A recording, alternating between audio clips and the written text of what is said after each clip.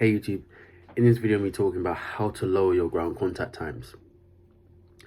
There's two things you can do, and the first one is the most obvious thing you can do to lower your ground contact times, which is to improve your form. If you don't improve your form, it's understandable that your ground contact times, they won't lower.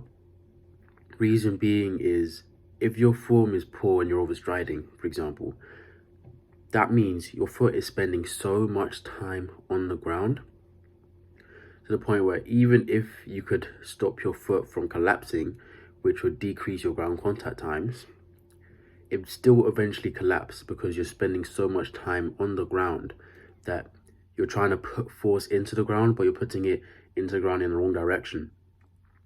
Through three different directions. You got straight behind you, then under you, and then in front of you. And during one of those periods, your foot is going to collapse. It's saying it hasn't already collapsed, which means your foot could not collapse and then collapse again, which would make the next step, which I'm going to talk about, which is to improve your ground contact times by strengthening your soleus, pointless. The reason why you have to focus on your form first before you can strengthen your soleus, though I'm not saying you can't do what I want to say later on in this video, but to actually be able to see these results properly, not to say it doesn't really help me, then you need to make sure that your form is good so you actually land underneath your center of mass.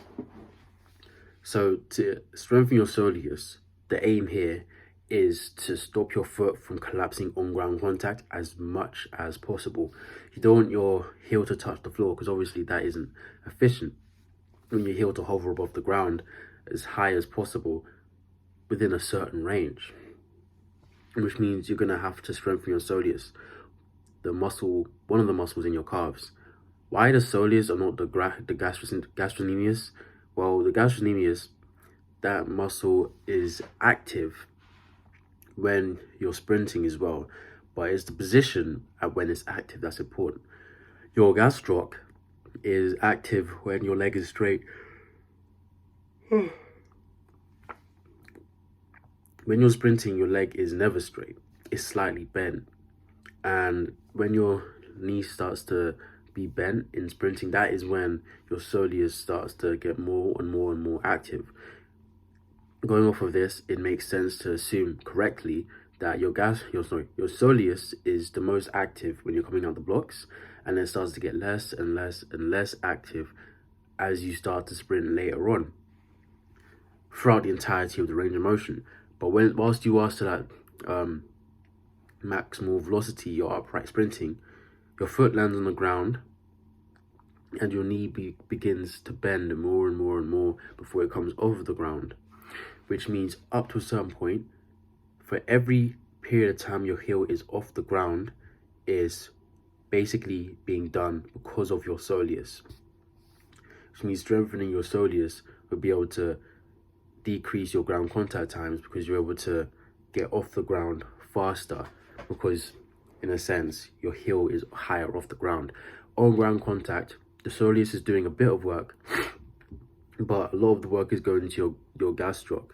But after that, it's all just your soleus trying to get you back off the ground so you can go to your next step, which means obviously you do still want to strengthen your gastroc, but the real player here is your soleus, because that is what's going to be able to decrease your ground contact times.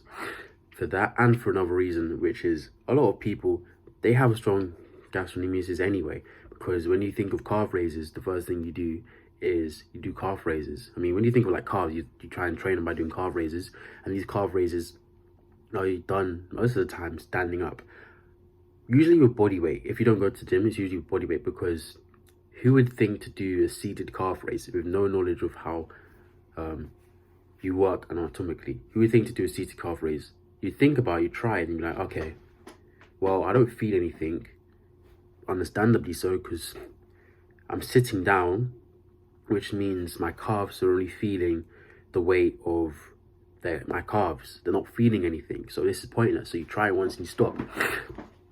If you're in the gym, though, it'd be different, because now you can actually put weight onto your knees to strengthen those, and that's what we want to be doing, because the soleus can only be strengthened in a seated position. And I don't care how many calf raises you've been doing, If you haven't been doing them in a seated position, then you've been letting strength pass you by for no reason. You could have been stronger, but you neglected your calves. You might think you haven't been neglecting your calves, but you've been neglecting your calves, which means you're going to have to strengthen these. However, in my opinion, the best way to strengthen your calves would not be to just heavily overload them with a lot of weight, but it would be to be doing isometric holds. You can even do these body weight. So just, if you want to do these body weight, then get into a squat position. Any squat position, the lower the harder it's going to be, but get into a squat position and then just get on your toes, hold that. That's an isometric hold for your soleus.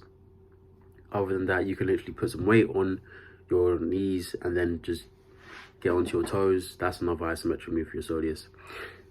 The reason why we want to focus on the isometric, improving it isometrically instead of just repping out a lot of numbers, is because the calves, they don't work the same way other muscles do when it comes to muscle growth.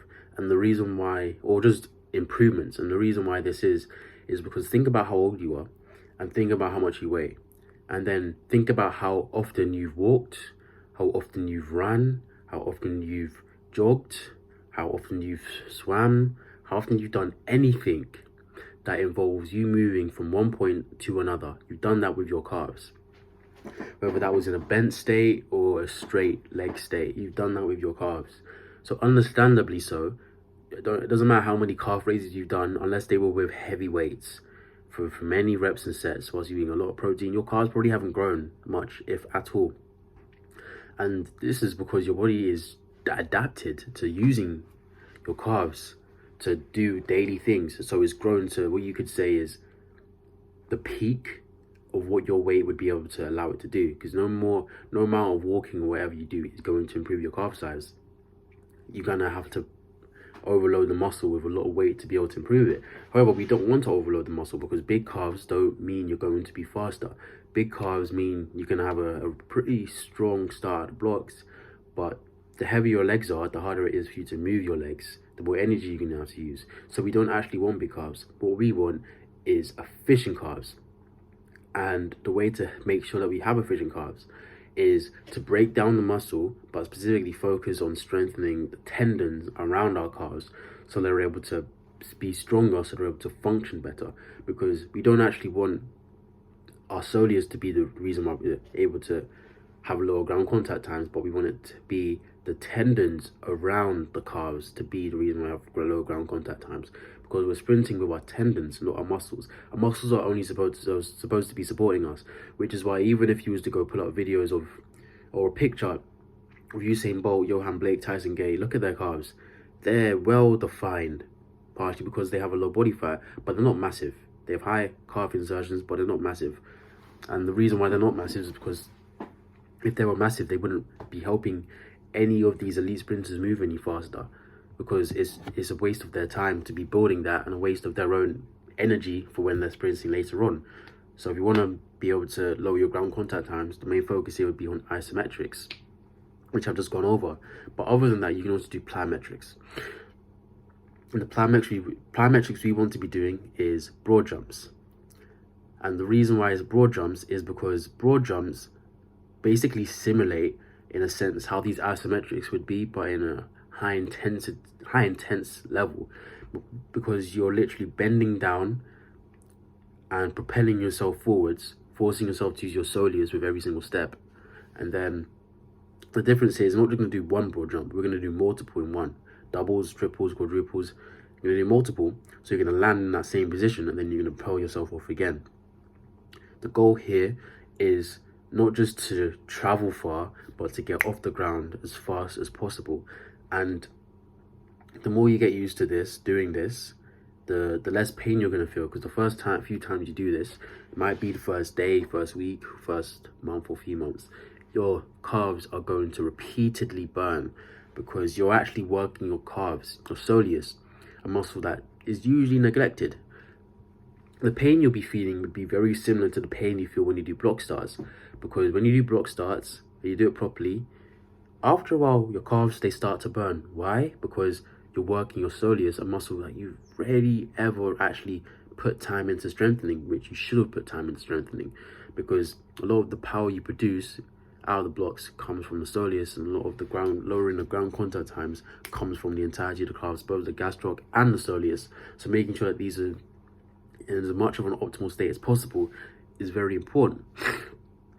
But by doing these isometrics, by doing these plyometrics, the broad jumps, whether it's unilaterally or bilaterally, though I would say do it bilaterally to start off with, your ground contact times can only go down as your body starts to get used to this and starts to strengthen, so it's able to perform the movements better. And as you're able to do these movements better, it only makes sense that as long as your form is sound, the ground contact times that you have are done with a faster speed, because you're now able to spend less time on the ground whilst producing the same or even more force than before.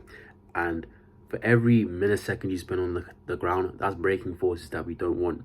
So the lower ground contact time you have, the less braking forces you're going to experience whilst you sprint, and the faster you're going to be. If you like my video, like the video, let me know in the comments section below. Check the description, because anything I forget to say in the video, I always put in the description. And if you like my content, subscribe. Helps the channel out a lot. I post every 2 days at 1 p.m. Greenwich Mean Time. If you don't know when that is, just hit the bell and then you'll be notified instantly.